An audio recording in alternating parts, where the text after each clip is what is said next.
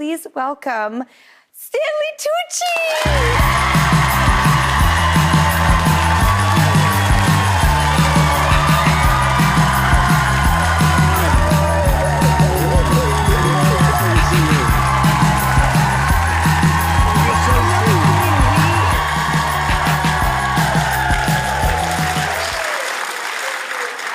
Mr. Tucci, Yes. you have so much swagger.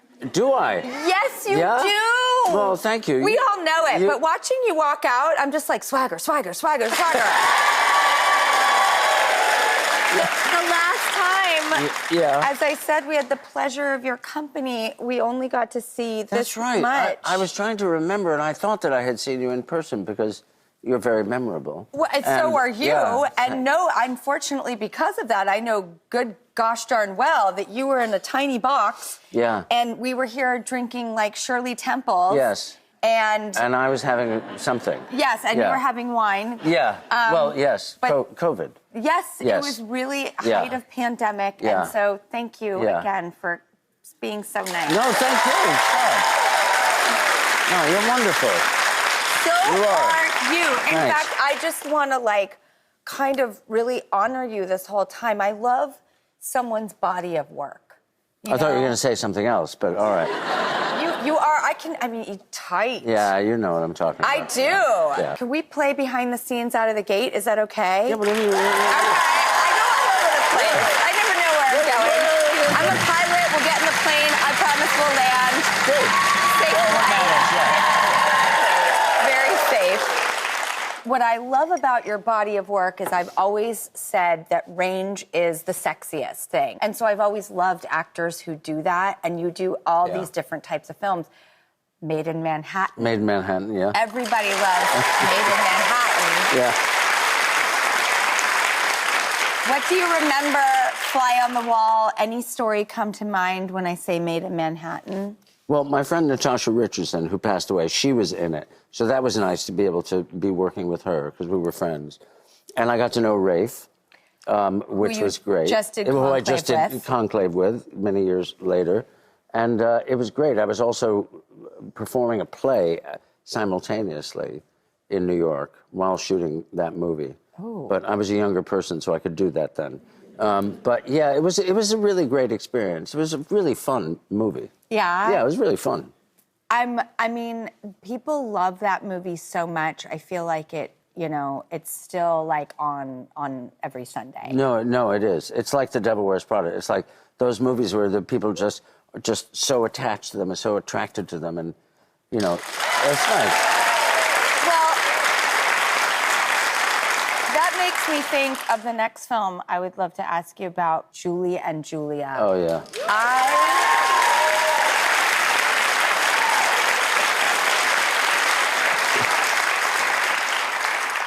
What comes to your mind when I say that film? Well, I remember very distinctly. First of all, it was just one of the greatest experiences ever, because you're working with, you know, what's her name there. But I remember I was at a party at Natasha's house, actually, with Meryl, and she looked at me. It was a Christmas party, and she said, "Would you like to play my husband in this movie about Julia Child?" And I was like, "No, I don't think so." You know, I said, "Yeah, of course." And she said, "Okay, well, Nora's going to call you," and blah, blah, blah. And I remember so distinctly, and I was so flattered.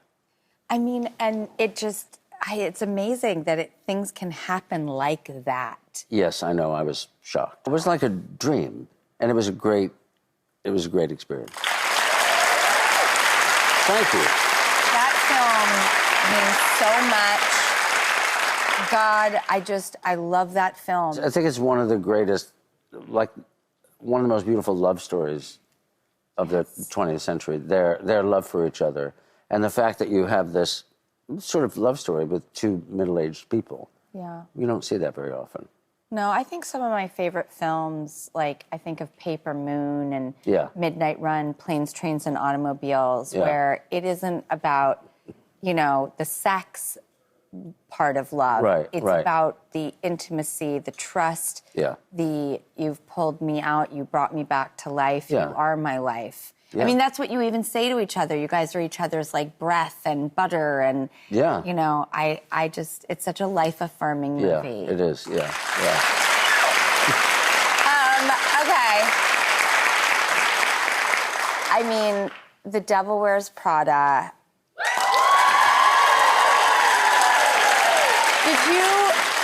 Did you feel a sense when you were making it that it was gonna be what it is, which is like an everyday joy for people? No, I did. No, I didn't. I never think that when I make a movie, ever. I think, well, this could be good, or it could be bad. You know, like you never know. And nobody sets out to make a bad movie. No. Everyone tries to make the best movie they can, Of course, for the most part. But no, the fact that it hit at the right time, you know, I mean, if we just look at Meryl's performance, Emily and Annie. Annie had the hardest role because she's playing a very reactive person. She carries the movie, but she's playing a reactive person while we're all doing things that are quite active. So she had a really hard time, but I think she did it brilliantly. And then you have Meryl giving that incredible performance. Emily, who suddenly rose to prominence. Rocket. Yeah. And now is my sister-in-law, which is weird. That's right. Yeah. To, may I say, Felicity? Yeah. Yes. Your beautiful wife? Yeah, my wife, yeah. Good. But, you know, Emily, she was a kid. I mean, she was like 22 or something. And I forget about that connection. I mean, I know that your wife is sisters with Emily Blunt, but I forgot about the Devil Wears Prada connection. Yeah, that's and how all we of that. met. That's how we met. What? Yeah. Yeah.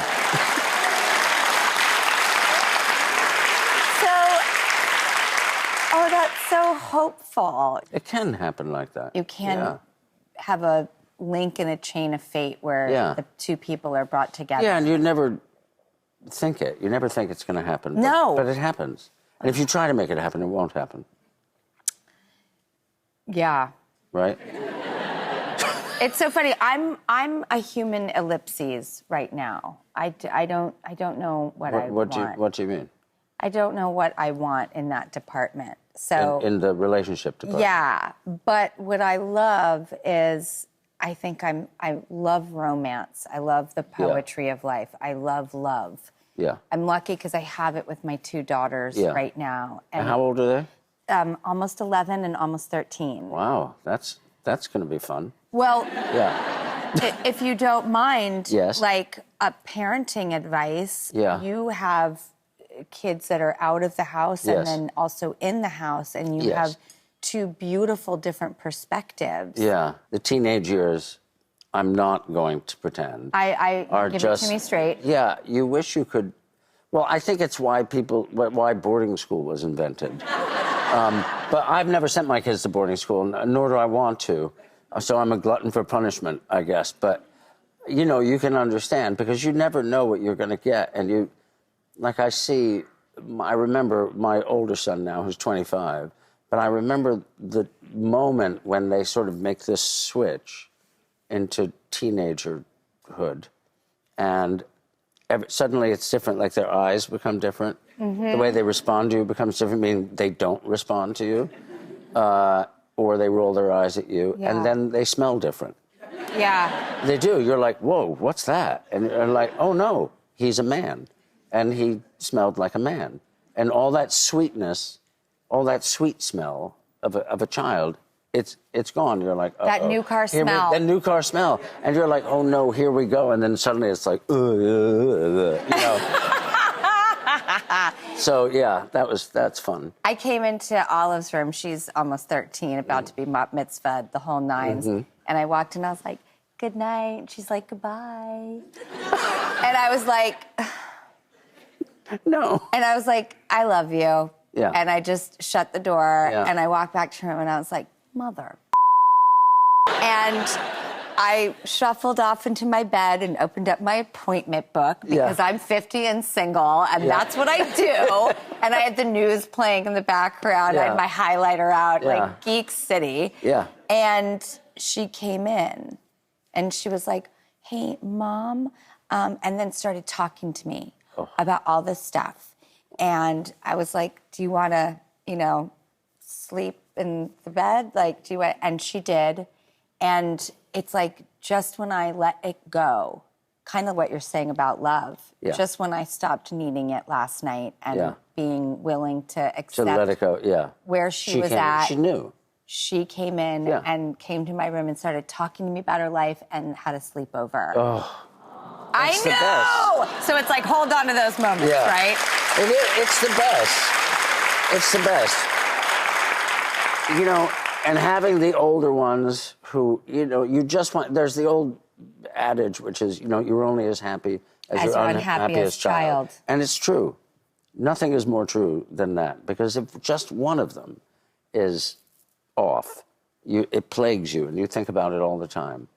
And so it's because I have 5, you know, from my late wife, we have the 3, and then Felicity and I have 2. So the ages are from 25 to 6.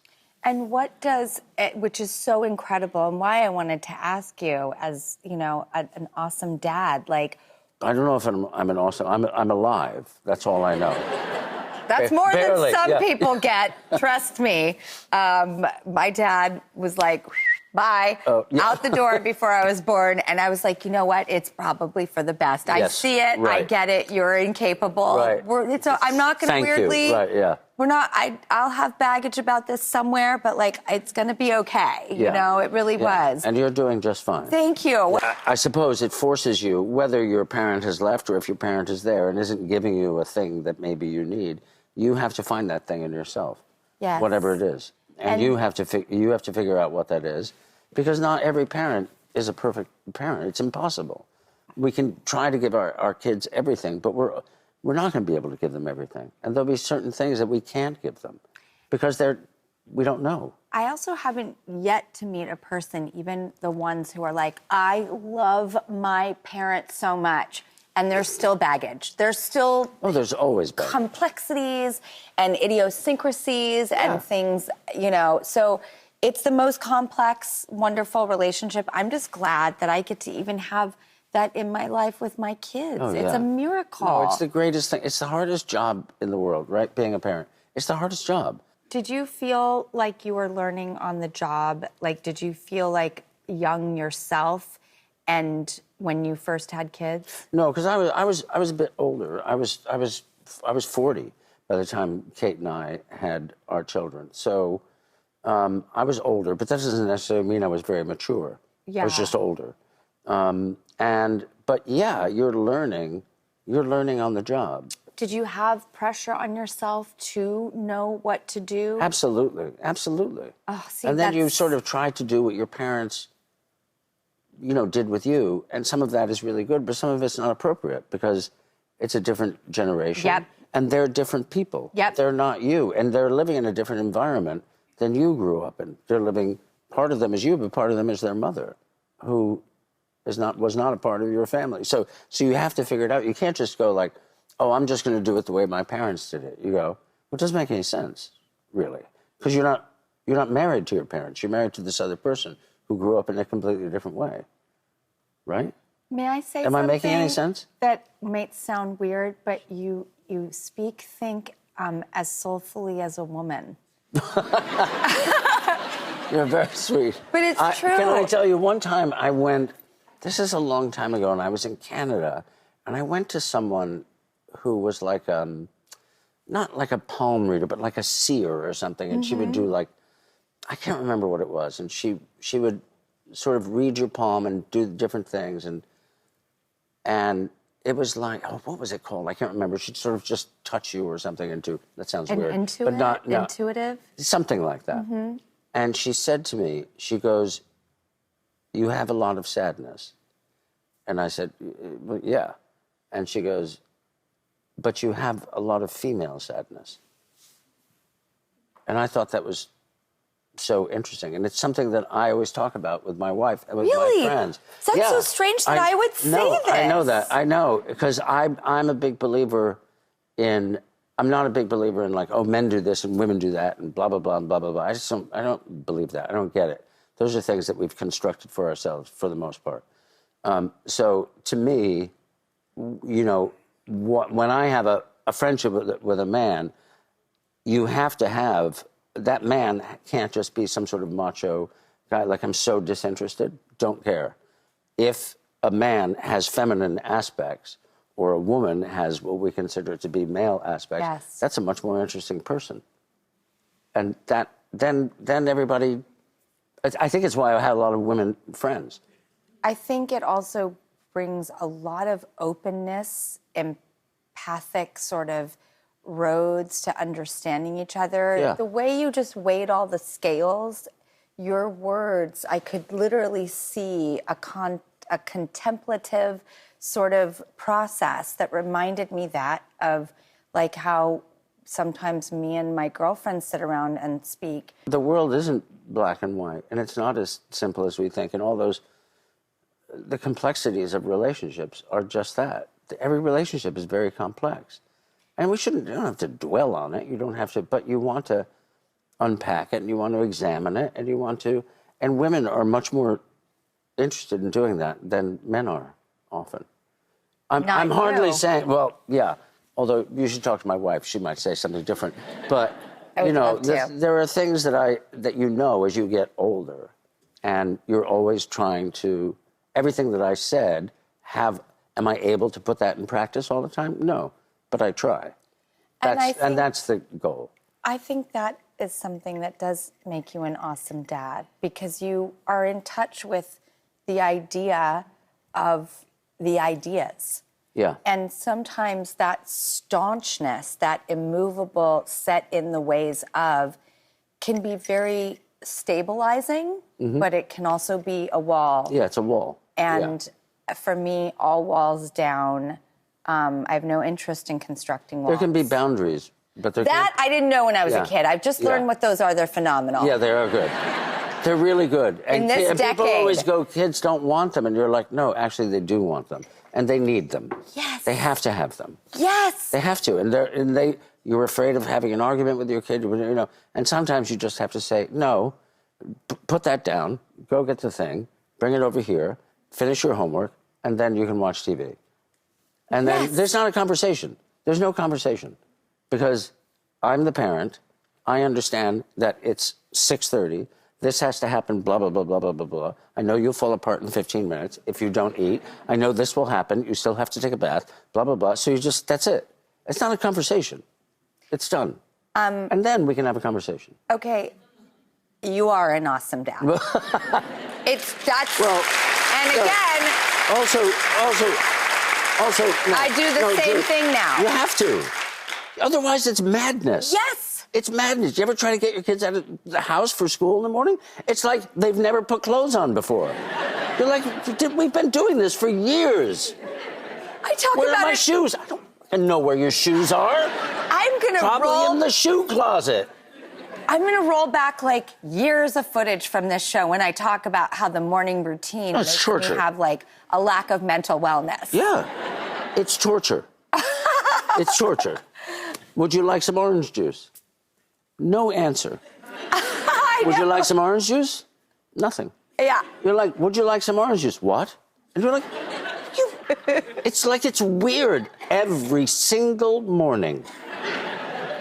I am so glad I asked you about this subject. Oh, my God. I feel so seen. I'm obsessed with it. Oh, my God. This is like life-affirming. No, my wife and I, we laugh so hard. And now the kids laugh about it. Oh, well, you just have to do X, Y, and Z with them, and they're toddlers and insane. Oh. And you're like, wait, why is everyone acting like this is supposed to be some rational, tidy process? Yeah. This is nuts. No, it's nuts. Like every kid's the same. No, they're not. Yes. My kids are all completely different people. Completely different. So you have to sort of navigate and negotiate and figure out, like, well, what does that person need right now? Yes. Why is that person suddenly so sad? Yes. Is it this, or why is that person, they're people. Again, awesome dad, I'm sticking with it. Everything you say confirms and corroborates this. And I didn't know I was going to get to speak to someone today and have a conversation of such comforting solidarity. And such a delight. Like, thank you. Sure, you can call me up anytime. You Zoom and we'll talk about Put your kids on the thing. Okay, seriously. I'm a single mom, too. Yeah, I'll do it. I'll help you. Okay, great. So listen, I will help you. Yeah, please. Do whatever you okay, want. good. Yeah. Oh, good. Not to bring it back and have a payoff to our storytelling. Yeah. Devil Wears Prada 2. Yeah. Any information there other than we're dying for it? I can't legally say anything. But my hope is that it is going to happen. That's all I can say. Please. Well, I watched the Electric State, and Millie Bobby Brown was here. Isn't she a force? Oh, my gosh, she's great. I love her so much. She's so nice. You know, I only just met her because we weren't in any scenes together. So I actually met her my last day of filming. I went and said hi to her and Chris, who I had not met either. And then I saw her when we were doing press in London. That's the first time I had met her. I love her. She's lovely. I love Chris Pratt. And you are so good in this. Thank you. And I just love the movie. We have a clip, actually. Why don't we take a look? Mankind needed a leap forward. I just showed it where to jump. He called his breakthrough the Neurocaster, a device that linked the human mind to mechanized drone bodies. Obviously, I have no issue with technology, as long as humanity retains control. I had so many big feelings watching this because it touched really brilliantly. And then your particular storyline is so compelling in this moment of the tipping point of AI. And we see, you know, what happens when technology gets into the wrong hands. And we're seeing it play out in the news every day now. And it's really, really scary. That technology can be amazing and help so many people. But in the wrong hands, it'll just be abused and hurt a lot of people. And it feels so out of our control, even though we're all being given it. It is out of our control. I'm so excited about, like, medical advances. That is incredible. But everything else scares the crap out of me. Yep. I'm like, so I'm going to live longer because I'm going to need it because I'm dying of anxiety. So can AI help me with that? Is it its own antidote? And there's so much I don't understand. Yeah. But I thought it was really brilliantly depicted in this film. Oh, and good. You're so good in it. And it was so compelling, and I love them. And well, I just love those guys, the Russo brothers. They're just two of the best directors I've ever worked. I've been lucky enough to work on this and this television series, Citadel, with them. And I just love them. We have the best time together. I feel like a lot of their references is like how I grew up too, and I'm just like, I love what they're putting down. Yeah. It's nostalgic, but forward thinking. Yes. And I love it. By the way, we do talk about you a lot on this show. You are a constant, like, I'm not kidding, I have the clips to back it up. He thinks that people dress way too casually, saying, quote, "You haven't been running. You're just wearing sweatpants because you don't want to wear pants." I love that. Guess what, Tucci? Yeah. I literally, thank you, Angel.